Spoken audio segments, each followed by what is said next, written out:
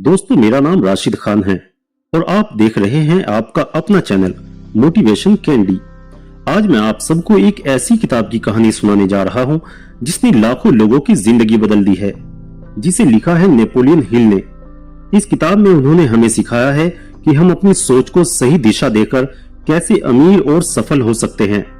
दोस्तों, जरा आंखें बंद करके सोचिए, क्या आप ऐसा सपना देखते हैं जिसे हासिल करने के लिए आप किसी भी हद तक जा सकते हैं?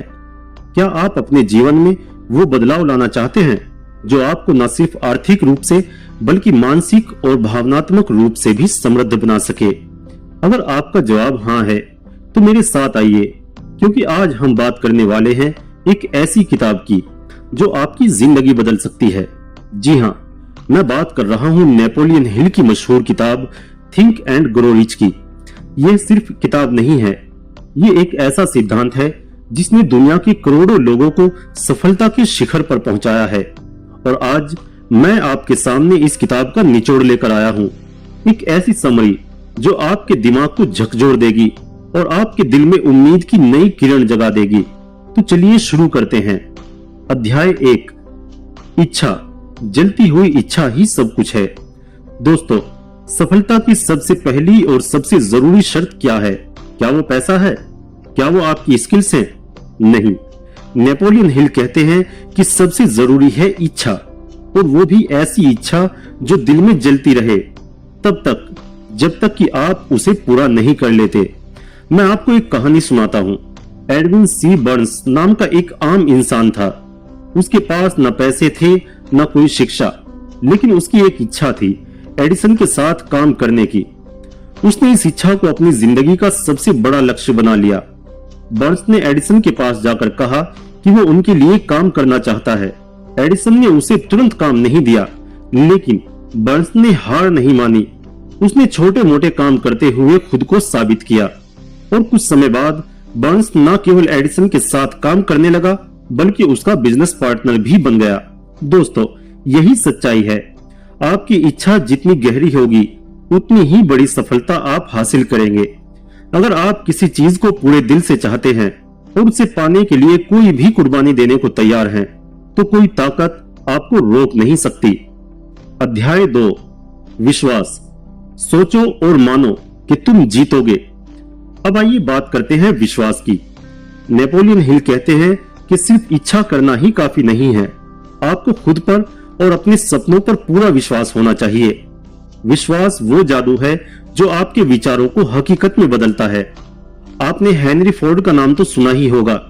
फोर्ड के पास भी शुरू में कुछ खास संसाधन नहीं थे, लेकिन उनके पास एक अटूट विश्वास था कि वो एक ऐसी कार बनाएंगे जो हर आम इंसान खरीद सके। लोगों ने उनका मजाक उड़ाया, उन्हें असफल बताया, लेकिन फोर्ड ने कभी अपना विश्वास नहीं खोया। उन्होंने उस कार को बनाया और आज फोर्ड मोटर कंपनी एक बड़ा नाम है। तो आप भी विश्वास की ताकत को समझिए। आप जो भी सोचते हैं वो सच हो सकता है अगर आप उस पर विश्वास करें। अगर आपको खुद पर यकीन नहीं है तो दुनिया भी आप पर यकीन नहीं करेगी। अध्याय 3, आत्म सुझाव। अपने दिमाग को सही दिशा में लगाओ। अब सवाल यह है कि इस विश्वास को मजबूत कैसे करें? नेपोलियन हिल इसका जवाब देते हैं आत्म सुझाव यानी सेल्फ सजेशन में। यह एक ऐसी तकनीक है जिससे आप अपने अवचेतन मन को निर्देशित कर सकते हैं। यह वही तरीका है जो महान लोग इस्तेमाल करते हैं। वे अपने दिमाग को बार बार बताते हैं कि वो क्या बनना चाहते हैं, और अंततः उनका अवचेतन मन उस पर यकीन कर लेता है। इस तकनीक को इस्तेमाल करने का तरीका बड़ा सीधा है। हर दिन अपने आप से कहिए कि आप क्या हासिल करना चाहते हैं। इसे लिखिए, इसे बोलिए, इसे महसूस कीजिए। धीरे धीरे आपका अवचेतन मन इस विचार को सच मानने लगेगा और आपकी दिशा में काम करना शुरू कर देगा। अध्याय 4, विशेष ज्ञान। सही जानकारी ही सफलता दिलाएगी। सिर्फ इच्छा शक्ति और विश्वास से ही सफलता नहीं मिलती, आपको विशेष ज्ञान यानी स्पेशलाइज्ड नॉलेज भी चाहिए। साधारण ज्ञान हर किसी के पास होता है, लेकिन सफल वही होते हैं जिनके पास अपने क्षेत्र में विशेषज्ञता होती है। थॉमस एडिसन का उदाहरण लें। जब उन्होंने बिजली के बल्ब का आविष्कार करने की ठानी, तो उनके पास बहुत से विशेषज्ञ नहीं थे। उन्होंने खुद नए नए प्रयोग किए और अपनी असफलताओं से सीखते रहे। यही उनकी विशेषज्ञता थी, असफलता से सीखने की कला। अगर आपको सफलता पानी है तो आपको अपने क्षेत्र में विशेष ज्ञान प्राप्त करना होगा। इसके लिए पढ़ाई करें, विशेषज्ञों से सीखें और खुद को लगातार बेहतर बनाते रहें। अध्याय 5, कल्पना, दुनिया को बदलने की ताकत। दोस्तों, कल्पना यानी इमेजिनेशन वो ताकत है जिससे दुनिया बदली जा सकती है। जो भी हम आज देख रहे हैं, कंप्यूटर, मोबाइल, कारें, सब कुछ पहले किसी की कल्पना थी। नेपोलियन हिल कहते हैं कि आपकी कल्पना की शक्ति ही आपकी सबसे बड़ी पूंजी है।